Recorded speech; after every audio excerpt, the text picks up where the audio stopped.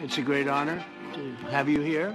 This is not since the Second World War has there been anything like this. Prime Minister Starmer of the United Kingdom, our friend and my friend, and people like him a lot. We all like him. President Macron of France, I liked him from day one. And I like him even more now. Prime Minister Meloni of Italy, even though she's a very young person, she's served there for a long period of time relative to others. They don't last very long. You've lasted a long time. You're going to be there a long time. Chancellor Merz of Germany, you look great with your tan. Where did you get that tan? I want to get a tan like that. President Stubb of Finland, he's somebody that, where are we here? Where? Right here.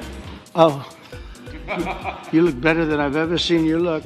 The Alaska summit reinforced my belief that while difficult, peace is within reach, and I believe that in a very significant step, President Putin agreed that Russia would accept security guarantees for Ukraine, and this is one of the key points that we need to consider, and we're going to be considering that at the table also, like who will do what. We're going to try and get a three-party meeting, maybe as soon as we can, and I have a feeling you and President Putin are going to work something out. Ultimately, this is a decision that can only be made by President Zelensky and by the people of Ukraine working also together in agreement with President Putin. And I just think that's very good things are going to come of it. So I hope we have a good meeting. And if we can have a good meeting, I'll set up a meeting with President Putin. And if you'd like, I'll go to that meeting. And we spoke about very sensitive points. The first one is security guarantees. And we are very happy with President that all the leaders are here, and security in Ukraine depends on the United States and on you and on those leaders who are with us. All of us want to finish this war, stop Russia and stop this war. We spoke about it, and we will speak more about security guarantees. This is very important that the United States gives such strong signal and is ready for security guarantees. And I hope that we will find decisions. And then what is very important that all the sensitive things, territorial, etc., we will discuss on the level of leaders during trilateral meeting, and President Trump will try to organize such meeting, and he said that he will come or not come.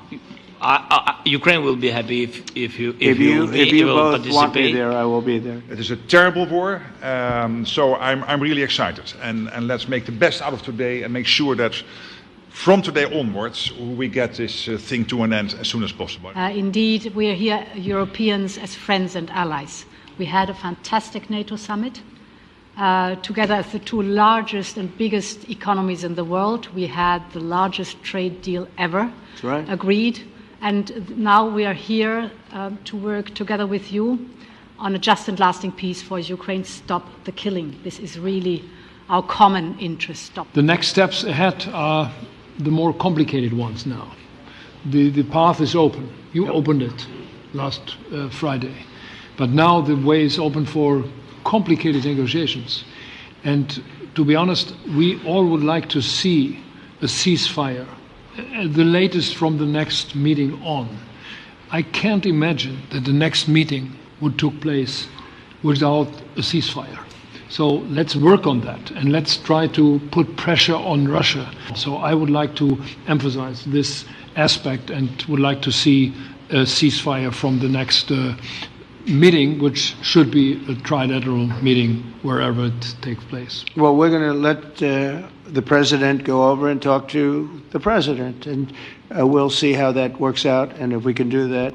I will say, and again I say it, in the 6 wars that I've settled, I haven't had a ceasefire. I think it is an important day, a new phase, after 3 years and a half that we didn't see any kind of sign from the Russian side that there was a willing for dialogue. So something is changing, something has changed. You can obviously count on Italy as it was from the beginning. We are on the side of Ukraine, and we do absolutely support your efforts towards peace. We will talk about many important topics. The first one is security guarantees, how to be sure that it won't happen again, which is the precondition of every kind of peace. And we work very hard, and we've worked very hard during the past few years to have a peace which is a robust and long-standing peace. This is why the idea of a trilateral meeting is very important, because this is the only way to fix it. And by the way, I think as a follow-up, we would need probably a quadrilateral meeting, because when we speak about security guarantees, we speak about the whole security of the European continent. And this is why we are all united here with Ukraine on this matter. The war in Ukraine has had a huge impact, particularly on the Ukrainians who've borne the brunt of it, but it's also had an impact on Europe and on the United Kingdom. There's not a family or community that hasn't been affected. And when we talk about security, we're talking about the security not just of Ukraine, we're talking about the security of Europe and the United Kingdom as well, which is why this is such an important issue. I think we could take a really important step forward today, a historic step actually, could come out of this meeting in terms of security for Ukraine and security in Europe. I also feel that we can make real progress towards a just and lasting outcome.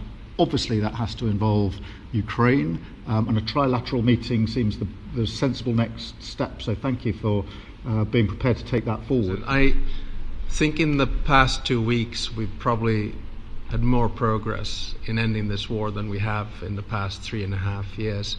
And I think the fact that we're around this table today is very much symbolic in the sense that it's Team Europe and Team United States helping Ukraine. Some of the international media might wonder, why is the president of Finland here? I think the reason is probably that we might come from a small country, but we have a long border with Russia, over 800 miles. And we, of course, have our own historical experience with Russia from World War II, the Winter War and the War of Continuation. I think that President Putin wants to find an answer too. And we'll see. And in a certain period of time, not very far from now, a week or 2 weeks, we're going to know whether or not we're going to solve this, or is this horrible fighting going to continue. We'll do our best to get it ended. And I believe you have two willing parties, and usually that's good news, but two willing parties that want to make a deal. And we'll journey together, and we'll go over, and we'll see if it can be done. And it's possible it might not be able to be done. On the other hand, it's possible it will, and we're going to save thousands and thousands of lives a week. And so it's something we really have to do. And or at least we have to give it our best. It's all you can do. You can give it your best. But I think we may have a very good outcome.